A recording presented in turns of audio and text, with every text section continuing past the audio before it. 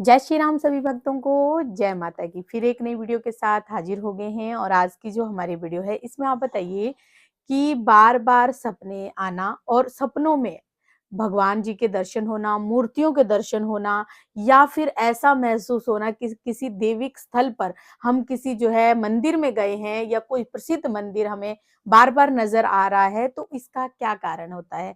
क्यों जो है लगातार हमें ऐसे सपने आते हैं? आज की वीडियो इसी विषय पे होने वाली है। हमारे साथ अंत तक बने रहिए, तभी आपको सारी वीडियो समझ में आएगी। अगर वीडियो अच्छी लगती है तो लाइक करें, शेयर करें, कमेंट करें।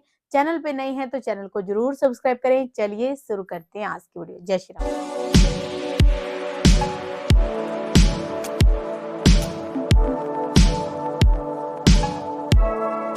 राम जी। जय श्री राम, जय श्री बालाजी और जय माता की। जब हम भगवान की पूजा करते हैं और डेली पूजा करते हैं, सुबह करते हैं, शाम करते हैं, दिन करते हैं, रात करते हैं, हम अपने इष्ट की आराधना करते हैं और उसके बावजूद हमारे साथ अगर ऐसे कार्य हो रहे हैं तो ये आपके लिए बहुत बड़ी खुशखबरी है। वो खुशखबरी क्या है वो मैं आपको अभी बताऊंगा कि अगर ऐसे संकेत आपको बार-बार दिख रहे हैं, आप सोच रहे होंगे, आप सोचने लगे होंगे कि भगवान हमारे से प्रसन्न हो गए, ये हो गए। तो मैं आज आपको बताऊँगा कि क्या हो रहा है आपके साथ, ऐसा क्यों हो रहा है और आपको फिर क्या करना चाहिए? अगर ऐसे काम हो रहे हैं, क्या सोचना चाहिए आपको? इसमें ये भगवान तो आपसे खुश हो ही रहे हैं। आप अगर भगवान की पूजा कर रहे हो, याचना कर रहे हो, उनका नाम ध्यान करते हो, तो भगवान तो आपसे प्रसन्न है ही। लेकिन अब क्या हो रहा है, ये ऐसा क्यों हो रहा है कि बार-बार मूर्ति के दर्शन होना, तीर्थ स्थल पर अपने आप को महसूस करना, अब ये चीज़ महसूस करना, ये सबसे बड़ी बात ये हो रही है कि आपकी ऑरा शक्ति मजबूत हो रही है। जो भगवान की कृपा के पात्र बन रहे हो आप। अगर जो माना जाता है कि भगवान की कृपा के पात्र बनते हैं, जो भगवान का ध्यान करते हैं, उनका सुबह शाम पूजा करते हैं और लगातार अपने मन में किसी भी प्रकार का अहंकार नहीं रखते, मन को शीतल रखते हैं, अपने आप को ठंडा रखते हैं, उन्हें किसी चीज को पाने की इच्छा नहीं रहती है, अपने इष्ट आराध्य को मनाने की इच्छा नहीं रहती है, तो उनके साथ सूक्ष्म रूप की ऑरा शक्ति तैयार हो जाती है, जो उन्हें दिखाई नहीं देती है, सिर्फ उन्हें महसूस करवाती है। देखिए, इस संसार में, इस ब्रह्मांड में एनर्जी बहुत है, शक्ति बहुत है और सत्य सनातन धर्म में तो आपने देखा कि कितनी साधनाएं, कितनी शक्तियां और अब 33 कोटि देवी देवताओं के लोग ध्यान भी करते हैं, अपने इष्ट आराध्य का ध्यान करते हैं। तो इस संसार जो है एनर्जी से भरा हुआ है। भगवान शंकर की कृपा से, माँ कालिका की कृपा से आपको पता है कि ये सब कुछ जो शक्तियां हैं, आपने दुर्गा सप्तशी में भगवान शिव ने स्वयं कहा कि हे प्रिय, ये सब शक्तियां जो है गठबंधन में है। क्या है? जो सिद्ध पुरुष होगा, समझदार व्यक्ति होगा, जिसके अंदर कभी अहंकार नहीं होगा, जो अपने इष्ट आराध्य पे पूर्ण रूप से विश्वास रखेगा। आपने देखा कि जब प्रहलाद थे, हिरण्यकश्यप के घर, राक्षस के घर एक देवता का जन्म हुआ। प्रहलाद भक्त, श्री हरि के भक्त थे, वो नारायण के भक्त थे। तो उन्होंने किसी और देवता को देखा ही नहीं, ना उन्हें पाने की इच्छा उत्पन्न रही। उनके मन में हर पल सिर्फ नारायण ही वास करते थे। तो जब उनके बाप ने ललकारा उनको, ये कहा क्या इस खंबे में भी नारायण है, तो उन्होंने एक ही बात कही, हाँ इसमें भी नारायण है। तो आपने देखा कि नारायण उनके लिए नरसिंह अवतार लेकर प्रकट हुए।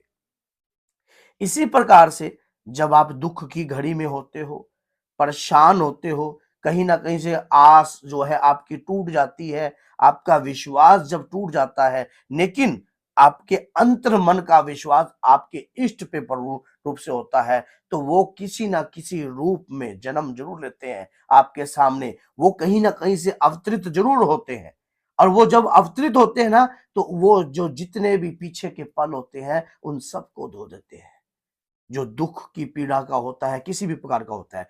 इसी प्रकार से, लेकिन वो होते किसके लिए है? जिसकी ऑरा शक्ति मजबूत होती है, जिसका आभा मंडल मजबूत होता है, जो अपने इष्ट आराध्य पर पूर्ण रूप से विश्वास रखता है कि वो, देखिए जितने भी साधु संत हैं, वो उनकी आशा तो यही है कि मैं हम प्रभु के चरणों में विलीन हो जाए, हर व्यक्ति ही इन्हीं के लिए तपस्या करता है कि हम प्रभु के चरणों में विलीन हो जाए।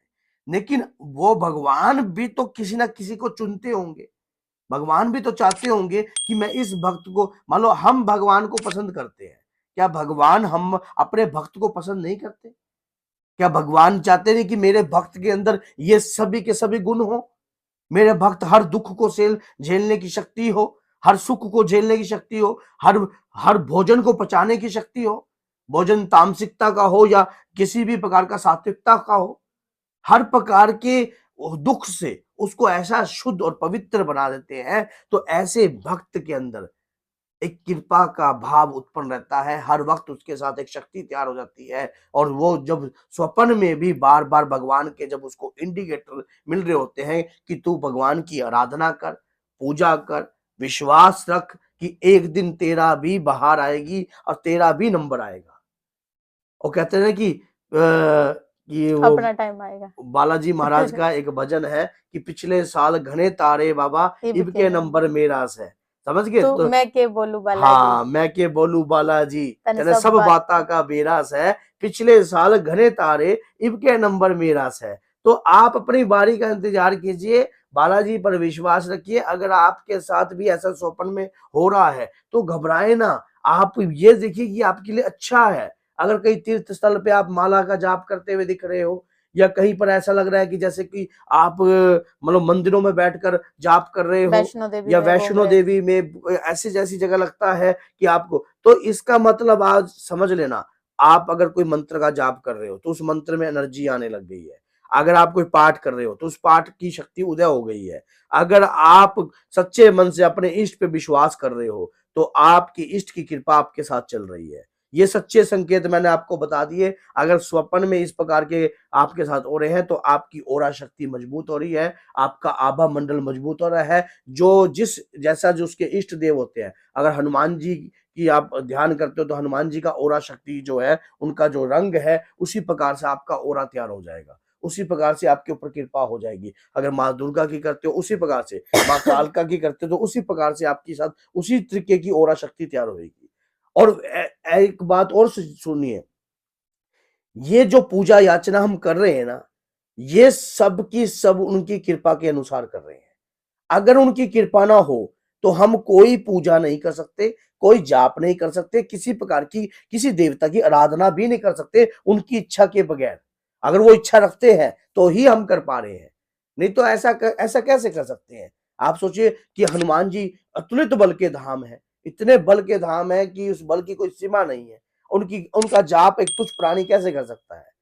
कलयुग उनके नाम है, कलयुग में उनके नाम से ही सब कुछ होता है। भगवान ने ही हमें चुना है अपने जाप के लिए, अपनी कृपा के लिए, तभी करके हम उनके जाप करने के लायक हो रहे हैं। अगर स्वप्न में ऐसे संकेत आते हैं, मूर्तियों के दर्शन होते हैं, तो इसके मतलब सब के सब साइन जो है पॉजिटिव है।